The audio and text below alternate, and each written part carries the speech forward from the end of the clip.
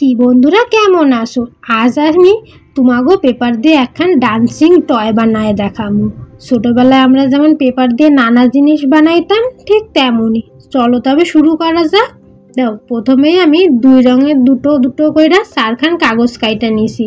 এইবার সাদা কাগজ দুটোরে আঠা লাগায়া দুইখান রিং বানায় নিমু। অল্প করে আঠা লাগাইলেই হইব। দেখো, দেখতে দেখতে আমার দুইখান রিং বানানো হইয়া গেছে।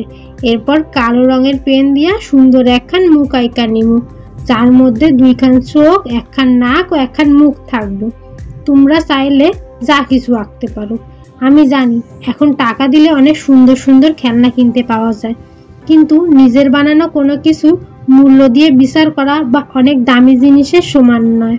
দেখো, এরপর একখান লাল পেন দিয়া আঁকা নিমু। মুখের ভিতরটা ও গাল দুটো একটু ব্লাশ লাগায় দিমু।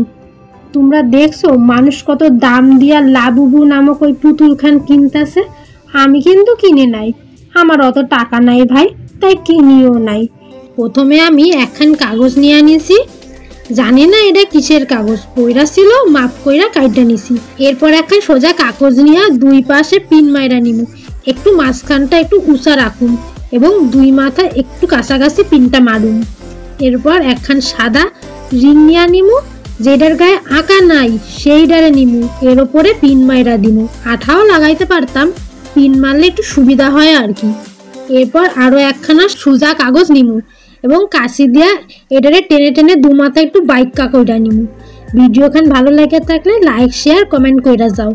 আর চ্যানেলে নতুন হয়ে থাকলে নিচে সাবস্ক্রাইব লেখা বাটনটা প্রেস কইরা পাশে টাকা বেল আইকন খান ক্লিক কইরা দাও।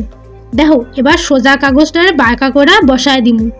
এরপর আঠা দিয়া সেই রিংটারে বসায় দিমু যেটার উপর এঁকেছিলাম।